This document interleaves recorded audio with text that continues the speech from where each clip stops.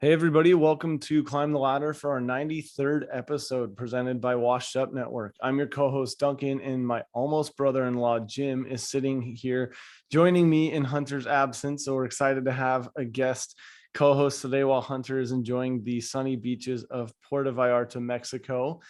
Thanks to everybody who's been tuning in each week, and be sure to join our relatively new Facebook group called The Climbers. Don't forget to subscribe, rate, and review us on iTunes and Spotify. And now you can see two of the same face when you head over to YouTube. This episode is brought to you by Rugged Roots. Go to ruggedroots.com to get the best in beard products. Use code LADDER20 for 20% off your purchase. And as always, let's climb the ladder. All right, Jim, welcome on. Thanks for filling in Hunter's absence today. He's down on the beach, getting a little pre-summer tan. So I appreciate you hopping on in kind of a crazy sports world right now. We got a lot of different things happening, but always good to chop it up with you when we can. Yeah, thanks for having me on, Duncan. Always happy to fill in when Hunter is soaking up the sun after living in the Pacific Northwest, where it doesn't happen as much as everyone probably hopes. So always come down to Clovis, and we got plenty of sunshine here. But no, happy to fill in and talk sports. It's my third favorite topic right now. So yeah, I know you have a lot on your plate, which we'll dive into here in just a little bit. But yeah, Hunter's out, and then I'm traveling a little bit later this week. So glad that we could get out ahead of it early in the week and get you on here. I think to do it justice, we're right in the middle of spring training right now. Haven't heard any thoughts on the Red Sox for spring training. So I don't know. I know with all the things that you have going on, baseball might be a limited viewing time, but what's your kind of preseason notion of the Red Sox? How we looking? Any prospects out there? What do you think? Well, first of all, let's just be really happy that we are in spring training. It didn't look very good for a while, so I'm just super excited that we actually are in spring training, that we only delayed baseball, 1 week, I think it is, from opening day. To be really honest, I was just glad they got the deal done with the CBA and the MLB before we moved games past Jackie Robinson Day on April 15th. If we missed that day, I feel like that's just a disservice to baseball in general, and we would have a lot more outrage. So had to get that off my chest. We would have had to start at least on Jackie Robinson Day, if nothing else. Right. And if we could have started then, that would have been great. But I think baseball wanted to get going. But the players, I don't think I could talk for hours about what I think the owners were doing, because I know the owner spearheading it was the owner of the Red Sox, of the Rockies, Colorado Rockies, and he'd rather not pay money and make, but that's a different topic for a different day. You guys already covered the CBA stuff, so we'll go past that. But the Red Sox, I think they look really good. We traded for Jackie Bradley Jr. Back from the Brewers, sent Hunter Renfroe over there before baseball went into a lockout. So that's kind of cool to get our outfield kind of set up that way for the season. And then just signed Trevor Story, the former Colorado Rockies shortstop, to play second base, actually 6 years, $140 million. Yeah, I saw that. That's you're kind of probably second team Rockies just from growing up in Colorado. Second, third team. I have to have an alliance to the Angels right now still. Yeah, true. That probably feels good to see a familiar face going to your home team. Yeah, I think so. And, he's such a good defensive player that I really think that it's going to shore up the infield a little bit. Not that Xander Bogaerts, the shortstop, and Rafael Devers are not good. And whoever we had filling in for second base, Christian Arroyo, Jonathan Arruez, Jose Iglesias down the stretch, who actually just signed for the Rockies to replace Trevor Story. So, kind of paths crossing there, which is kind of funny. But I really think the infield just got shored up. We have one of the best infields, at least batting infields, I think, in baseball, with Bobby Dahlbeck playing first, Trevor Story playing second, Xander playing shortstop, and then Rafi playing third. I really think that that's going to be a hitter's lineup right there for the infield. So I think that'll be pretty good. But it was cool to see Trevor Story sign with the Red Sox. It took a little longer than I thought. All of us Red Sox fans were getting a little bit down on all these other players were signed, right? Like Freddie Freeman was going to the Dodgers, and then we had all the pitchers signing all around the country and things like that. And I was like, it was just really good to see the Red Sox make a big deal like that for a big free agent. It's been a couple of years since we've really done a big free agent deal from another team, rather than just signing the players like 2 extensions like we've done in the past. So that was Right. really nice to see that before the season started. Yeah, I agree. I think it's good. It's always good when you can be part of a blockbuster trade that works in your favor. Although a lot of times it doesn't. Big example, Russell Wilson going to the Broncos. That one, we're coming to terms as each week passes. But Yeah. in the baseball world, contracts are signed for so long because the health of the players lasts for so long, and there's some big money being dealt right now. So good that you did receive some people that you guys were after. I know at the end of last season in the fall, we were previewing just the whole list of upcoming free agents, and there was a lot of big names on there that were without a team through the off season. And then obviously it made it even more interesting when we went through the CBA basically holdout, and Right. there was a lot of potential for a big free agency market. So now I think it's finally just starting to catch up, which is crazy because now we're already a couple weeks into spring training. So I could see even before the trade deadline, midway through this season, we might have a lot of shuffling around. I think you're right. And I think that can happen after a lockout period like we just had, with a big trade deadline fiasco is what I'll call it, in terms of what are we doing? What is every team going to do as we head into the second half of the season? And, I think we might even be able to move. I think I heard somewhere that Rob Manfred can move the trade deadline back if he wants to. He's in control of that, along with the Players Association. So I think that could be good if he moves back like a week or two. Who knows what can happen with that trade deadline in the middle of August? So I think that'll be really good. We'll see where we end up there. I think the AL East has a potential to have 4 playoff teams out of the 7, which is just absolutely crazy. And I know you as an AL West fan and a Mariners fan probably aren't going to want to see that, but I think 4 out of the 7, or 4 out of the 6, did they go 12 playoff teams? So 4 out of the 6 come from the AL East. Yeah, it's crazy how competitive every team is getting now, because we're at the point where you used to have a few teams, you'd always have Yankees, Red Sox, who are always good. You sprinkle in, a Cardinals, a Dodgers, things like that, where people are the same teams repeatedly are usually at the top. But now with so much young talent coming up and the big signing and trading of big players, you're seeing a lot more, I guess, an even playing field, if you will. And so I think it'll be an interesting season, especially coming off of the first full season out of COVID. We had full stadiums. Obviously the playoffs was a huge hit, which was good for baseball, but I think baseball is going to need a lot of good teams this year, because I bet some fans either walked away or took a step back when we were going through the negotiations and just kind of fed up with all the politics around baseball. And so I think they're going to need some good teams this year to really make an impact and make it, just like the Mariners were super close to the playoffs last year. I think with the expanded playoff, they're going to need some close races all the way to the end to keep fans engaged.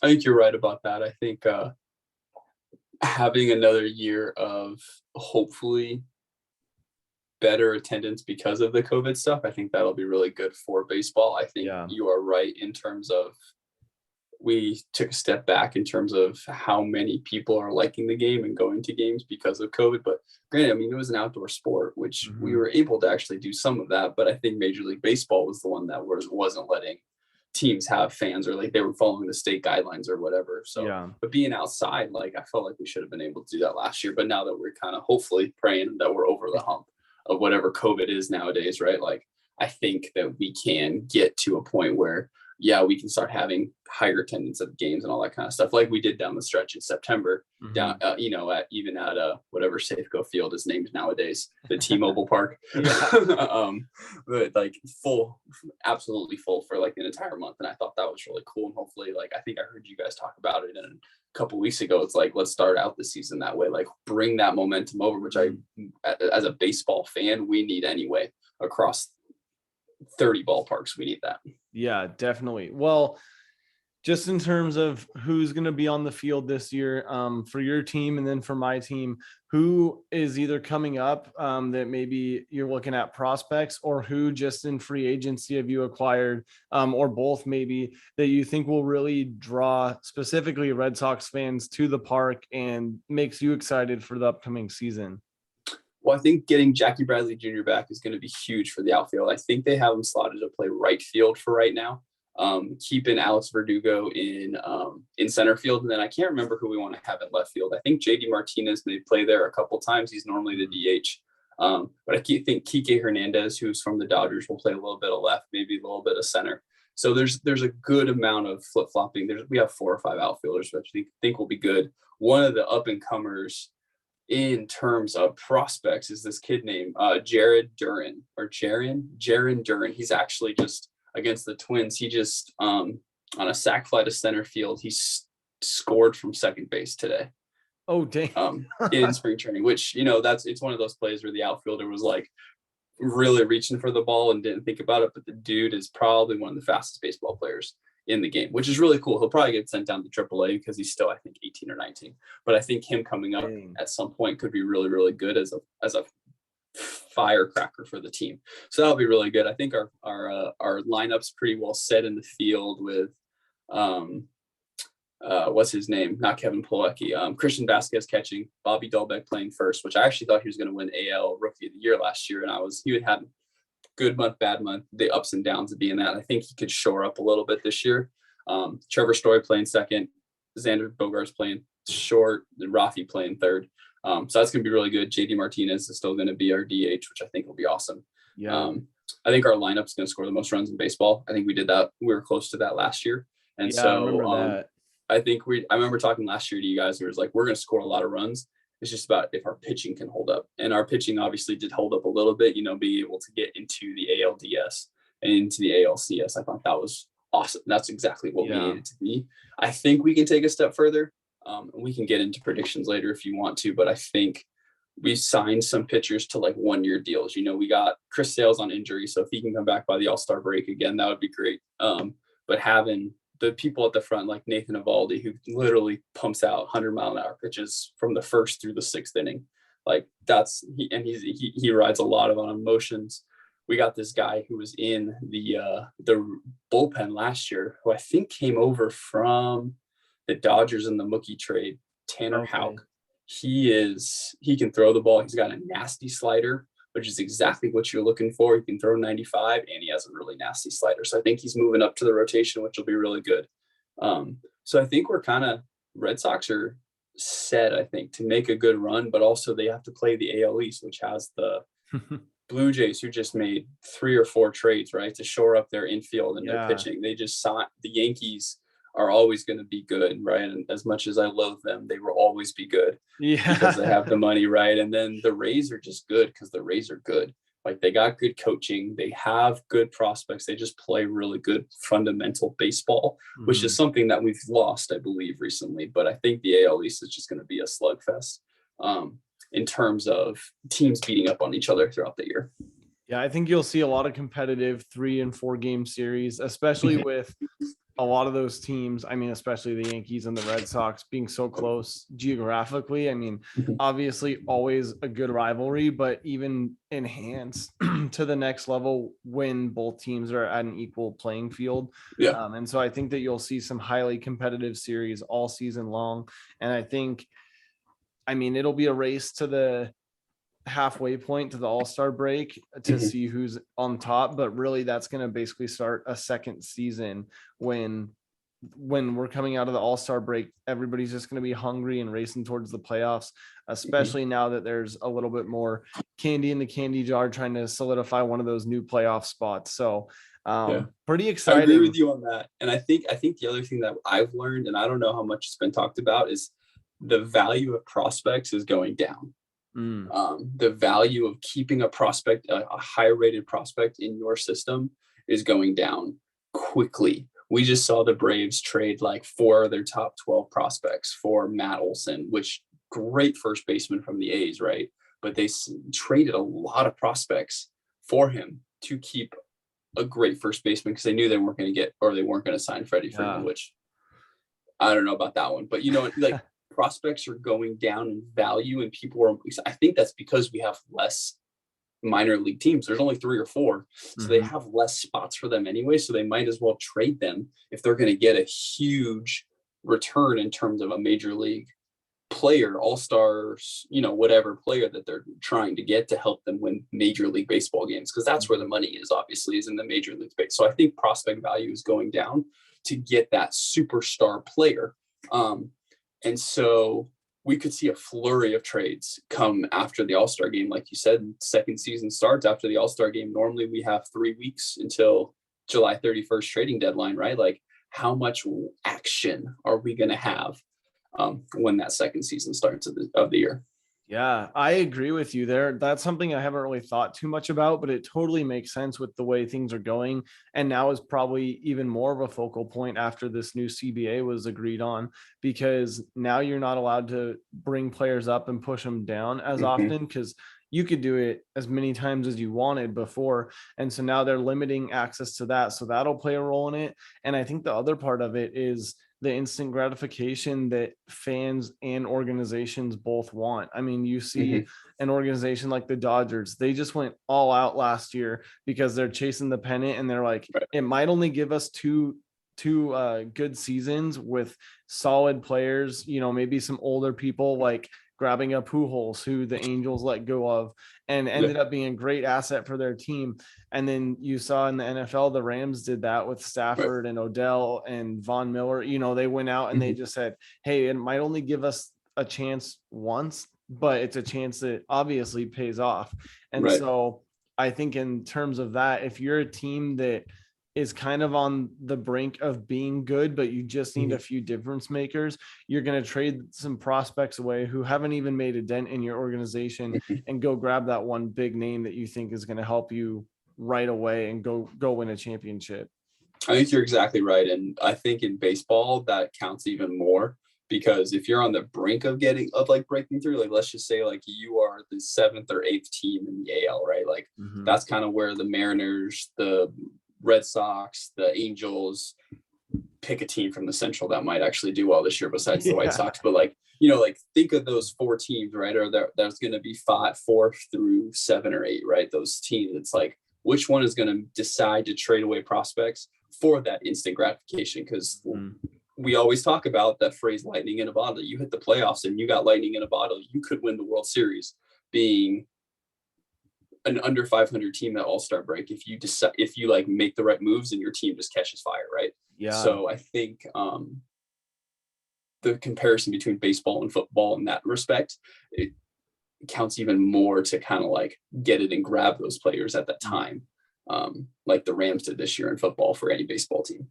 Yeah, well, and like you say, baseball is it's such a different organization structure, because you have a farm system where NBA has the G League, but it's different still. So the MLB is really the only true league that has the same feeder system. NHL has a similar one as well.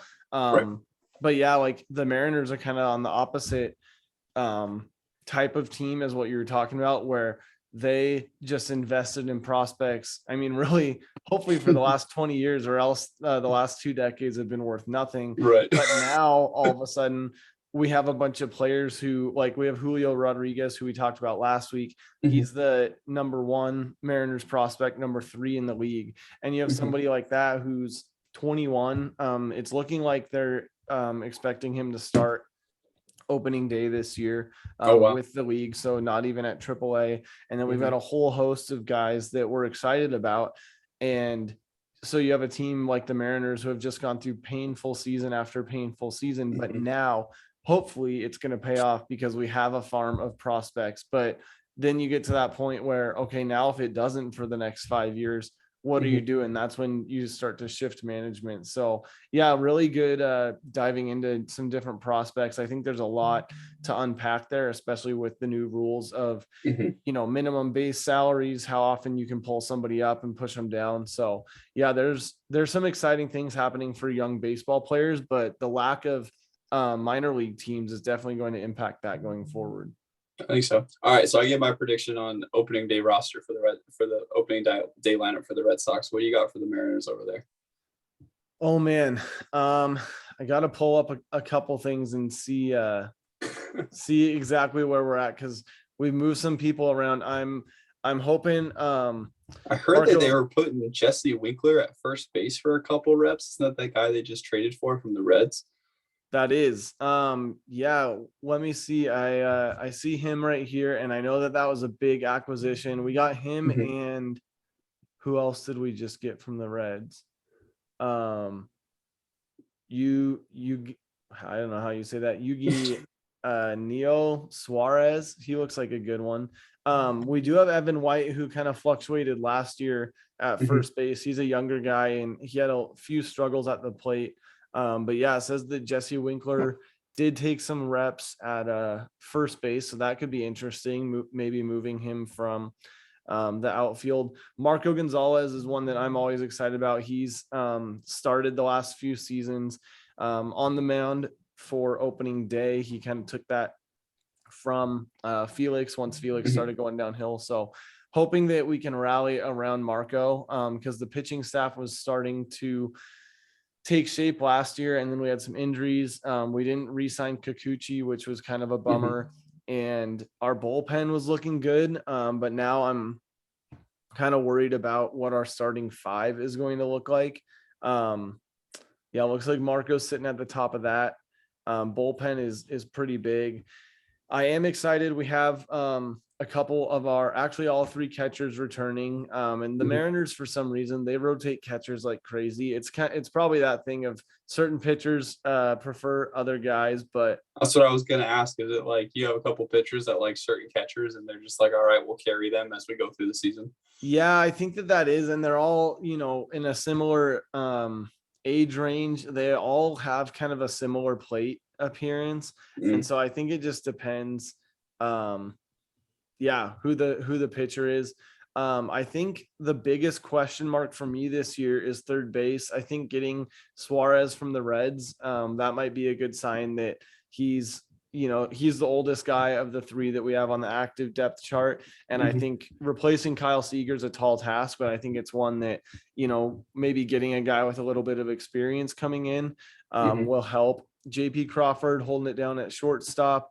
I think the outfield, that's one that always is kind of rotating. Kyle Lewis was one that was battling injury last year. So hopefully he can come back and make that comeback that we need him to. Jared Kelenic, another one. He's probably the most exciting young guy on the team other than Kyle Lewis. And then Mitch Haniger coming back.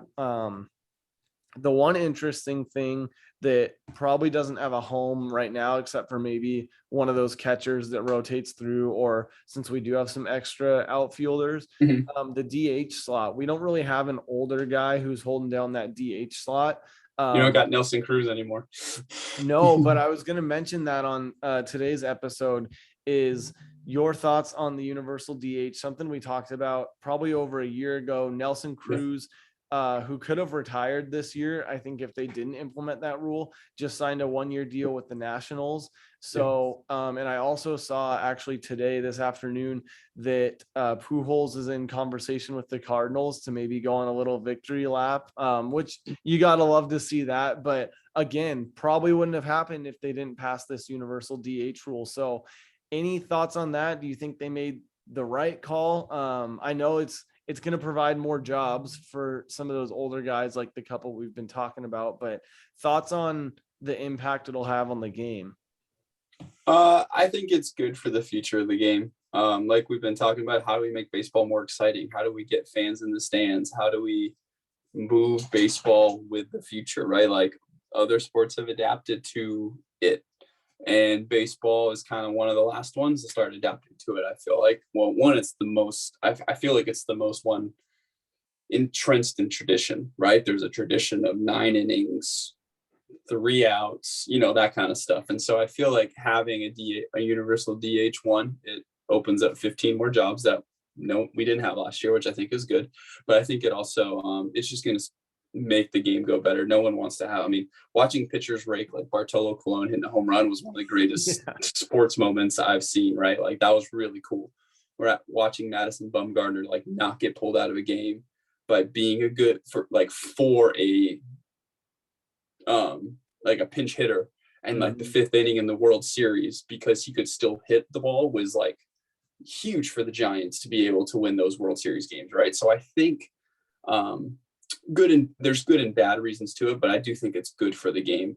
And if Seattle doesn't sign Albert Pujols, they just need to fire their GM because that's just like the most, like whether it makes baseball sense or not, nobody cares. Get him back to St. Louis for 1 year, 2 year, whatever it may be until he says I'm done. You have him on your active roster because he is Albert Pujols. Yeah. And I know he spent a lot of years with the Angels, but he made a name for himself, obviously, in St. Louis. So I would think regardless of what he did, even if he was retiring this season, he would go and sign a 1-day contract with the Cardinals. So this to me could kind of be the Ken Griffey Jr. type of thing. He could sign a 1-year contract, finish it out, hopefully take him a little bit deep into the postseason and then ride off into the sunset. So I do hope that he signs with the Cardinals. I think that would be cool. You always got to like when something goes full circle like that. And if he's still available, like why not? Even if he plays a couple times a week, it's worth it. Why not? It's worth it. He's like for the clubhouse guy that he is too. And the experience, like he's been playing longer than some of those guys have been alive that he'll be playing with, right? So like let him be that person in the clubhouse that those kids can rely on. Literally, they are kids. I say that because I'm now 29 years old. And I'm now older than all these MLB players, right? 3 years ago, that wasn't the case, but they are kids playing this game of baseball. So I think that'd be really cool. Yeah, I agree. Well, before we jump out of baseball, we love our bold predictions, especially when you're on. Forwarding all the way to October, who is going to the World Series and who takes it this year for you? Dodgers, Red Sox in 6 in LA, just like it was in 2018. Oh, I love that. I actually had the Dodgers for my NL bold take too. Something about them, just they're feisty and they always find a way to win. And so I think a lot of people counted them out last year, but they just kept scrapping their way to the top. They just kept pulling it off. And I think that even though they've lost some guys, I think they still have a very similar team intact. And I think that they'll make a good run. Bold prediction, don't know if it'll happen, but I got to take the Mariners all the way. Yeah. I'm confident they'll at least make the postseason, which honestly for Mariners fans, that's a win this year. But that's a win. Hey, I'd love to call Mariners playing the Dodgers. Not as confident, even if they make it, like that's also even more of a win. For them to win their first pennant ever, that's probably quite the stretch, but I would just love to see him play, even to take, to game 5, 6, 7, like that would be huge. So yeah, I'm thinking. Hey, crazier things have happened. The Rockies went to the first postseason. They won the pennant. They got swept by the Red Sox in 4 games. So, crazier things have happened. Hey, my heart after losing Russell Wilson this year, after the Mariners almost made the playoffs. I think if I was going to have a heart attack by now, it already would have happened. So I could take a sweeping in the World Series if that's what it takes. I think you're right. I think after what Russell did, what the Seahawks did with Russ and losing out by 1 game from the playoffs or 2 games, I think you guys deserve a win up there, but I don't know when it's coming. Yeah. Boise State also, they had my heart going. They made the dance for the first time in a while this year. And obviously they floundered against Memphis, but hey, if my heart can take all of these sports fluctuations, I think I could take a pretty good butt whooping for the World Series if the Mariners could somehow manage their way there. So we'll cross that bridge when we get there, but had to put in the bold take just while we were at it. All right. Well, jumping into some segments and then we'll get you on out of here and back to dad life. Segments brought to you by the great PNW, new apparel line that we've got on here. Make sure you get your hands on some hats, some shirts, some stickers. Go to thegreatpnw.com and enter code CLIMB20 for 20% off. But hopping outside the Diamond Gym, your heart might be in all sorts of places. Tom Brady was able to make his way back after just a short 40 days of retirement. I know he's not on the Patriots anymore, but most people, when you talk to him, if they were a Patriots fan, they're a Tom Brady fan. So thoughts on him coming back? What does it mean for Tampa, for the league, for him? Like, what do you think? So I got two different thought processes here. Okay. So when I first heard that he was retiring and I first saw it, I literally, like, I have this group of guys that I text with from the gym, and we talk about sports, we talk about everything. And so I literally sent it, and I was like, I don't know if my heart can handle this right now. Like him retiring, right? Mm-hmm. I sent the same exact text message when I heard that he was coming out, and everyone like texted me to make sure I was okay. And I was like, such a roller coaster of emotions, especially when it was like, people had like, when he first retired, it was like, okay, he's going to retire. And he's like, I haven't made my decision yet. And then 2 days later he retires. It was just that up and down. Yeah. And now that he's back, I like it because I love watching him play, right? Like you said, being a Patriots fan, we're all still Tom Brady fans, no matter where he will ever play, except maybe Miami. If he goes to an AL East team, we will not be Tom Brady fans anymore. But I think anywhere else, I think we'll still be fans of his, and it's just fun to watch him play and succeed. I mean, there's this app on the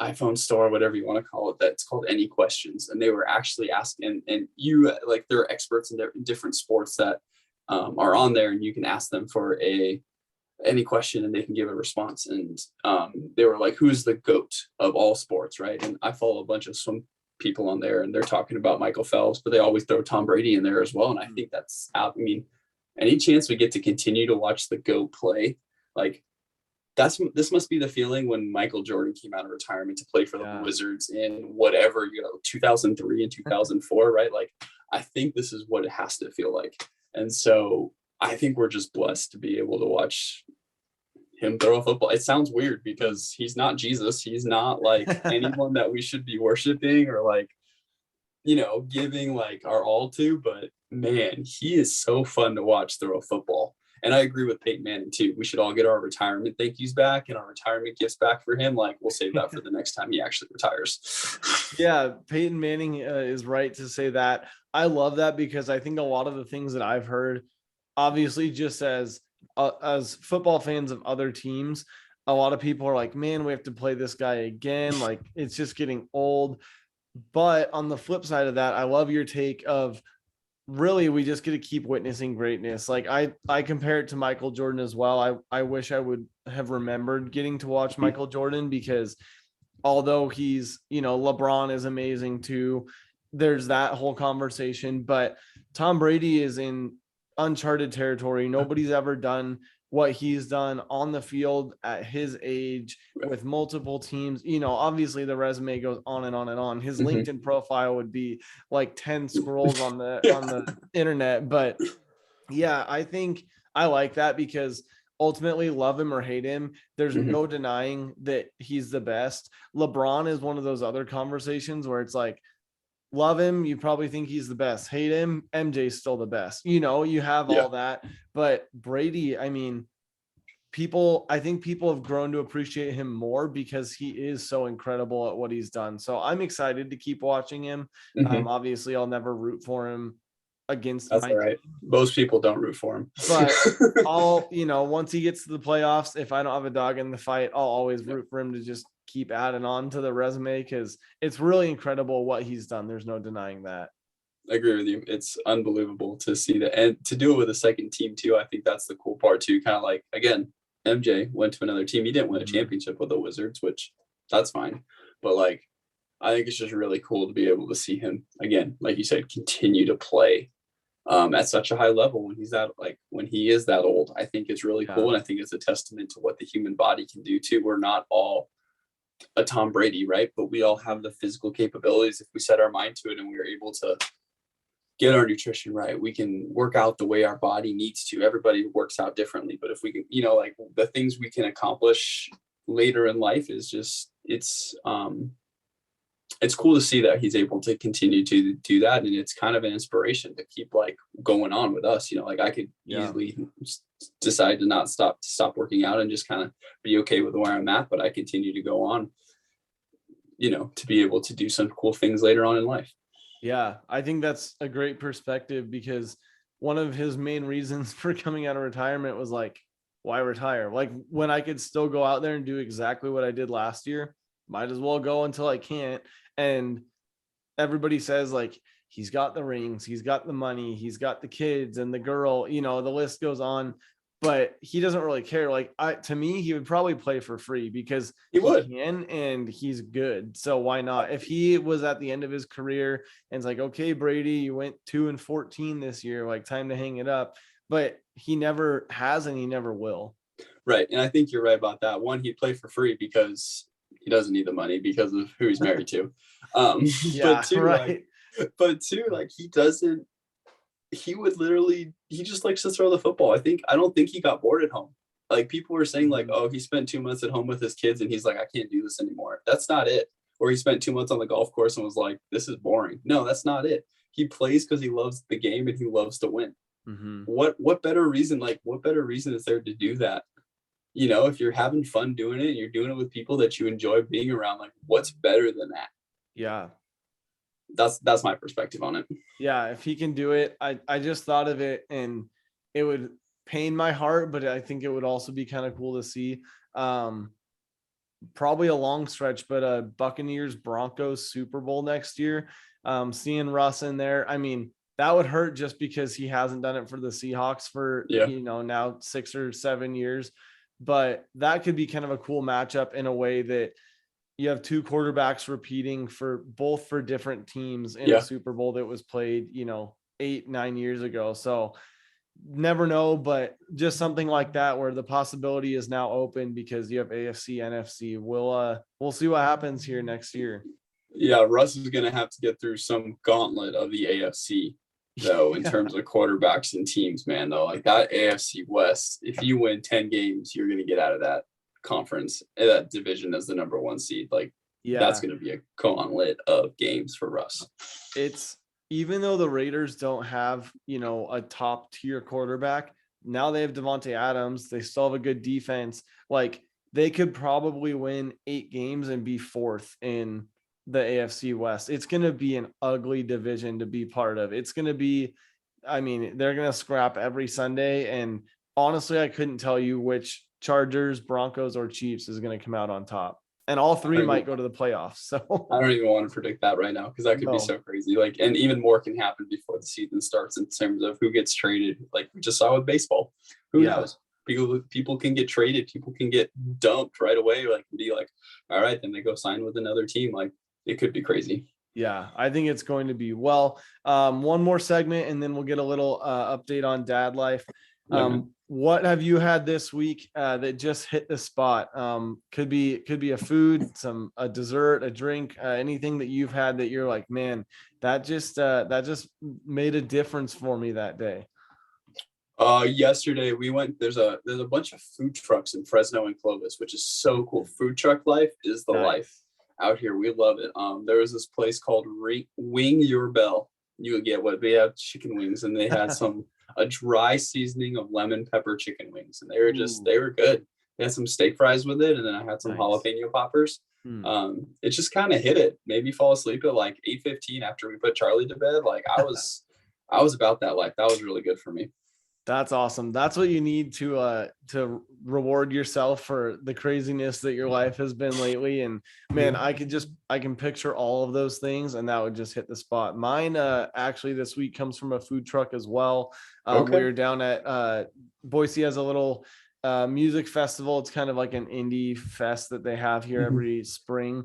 But they had a bunch of food trucks down there, and there's one that I love called Mad Mac. So macaroni and cheese. What you think? Oh, that's kind of interesting for a food truck, but man, I got the Southern Comfort. So it's just their normal mac with some yellow corn and crispy bacon, and just something about that. Like, talk about comfort food, just a hot bowl of mac and cheese with a little crunch from the corn and the sweet from the or crunch from the bacon and sweet from the corn. Definitely hit the spot for me yesterday.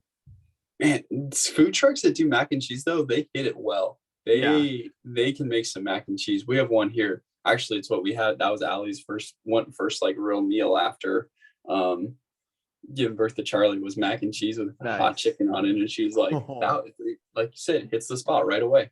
Yeah, that's awesome. Yeah, if you can do it well, that makes a big difference. Well, the part that I've been waiting for is the dad life update. Charlie is about 3 months, maybe just past 3 months.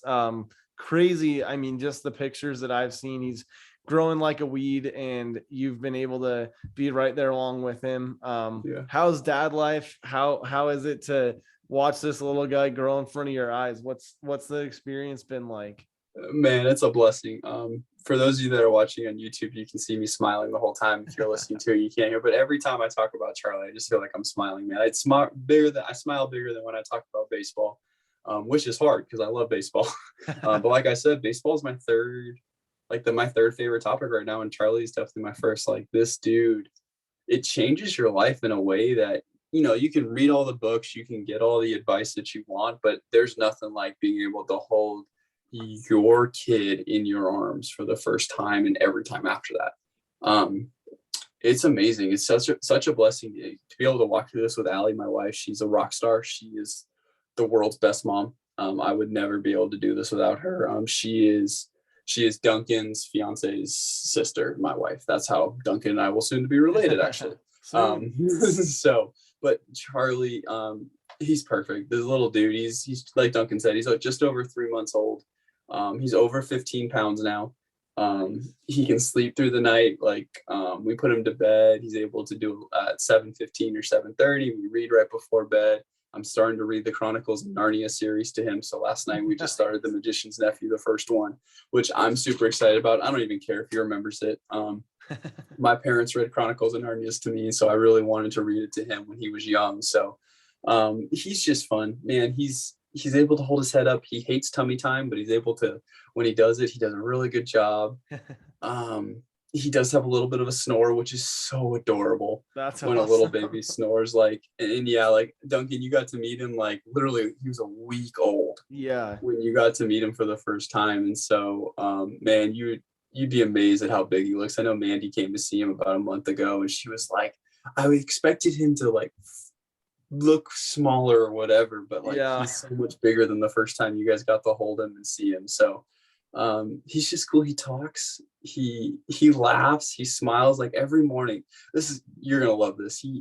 Every morning when we wake up and we first get him up in the morning right before the first feed, he'll like open his eyes and see us, and he just smiles. He just smiles at us. It's like that. If that doesn't make your day and make you want to do this, like, I don't know what does. So man, being a parent is so cool. Being a dad is awesome. I thought I got to watch Tom Brady's last game with him in my arms, which was really cool, but I guess we get to watch more now. And, we get to watch baseball soon. And we haven't taken him to a baseball game yet or a softball game yet, but that's coming.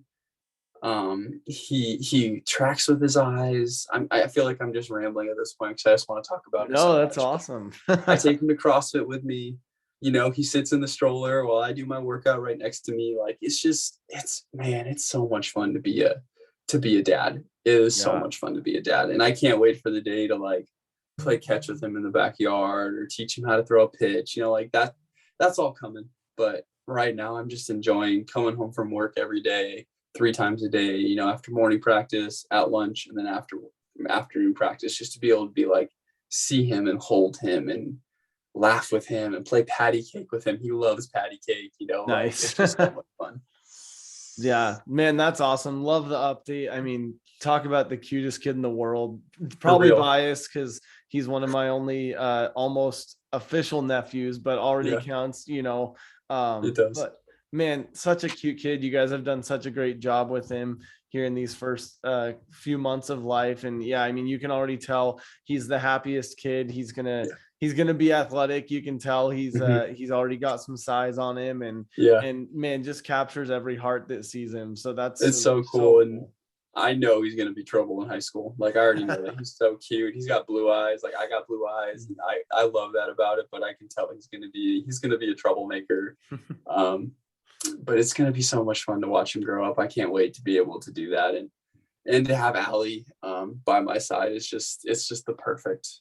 It's just the perfect thing. Coming home and seeing them, it's awesome, man. It's so cool. Yeah. Well, Father's Day coming up here soon, rapidly approaching in just a couple months. That'll be a cool first one for you. And yeah, man, good job. That's awesome. You guys are doing great and keeping up with the craziness of life with a new place, a new job, a kid, a dog. I mean, you guys are rocking it, and glad to be alongside with you guys for it. Thanks, man. It's been really fun. And he's, like I said, he's just perfect. I can't, every day is just a blessing with him. That's awesome. Well, that about wraps up episode 93. Man, Jim, thanks again for coming on here, filling in for Hunter while he's got his toes in the sand this week in Mexico. But always good to catch up, always good to talk some baseball. And opening day is right around the corner. We're just, what are we, about 10 days away? So yeah, 10 days away. Yeah, we're getting there, about a week and a half, and the first pitch will be thrown, and I can't wait. It's going to be great. And we get a whole 162 games, which I'm stoked about. Yeah, we did not get shorted any baseball except a little bit of spring training, which nobody will miss. So we're set and we're ready to go. It'll be awesome. Well, thanks for having me on, Duncan. Hunter, hope you enjoy the beach and the sand. Hope it's doing you well. Yeah. Thanks, Jim. We'll talk soon.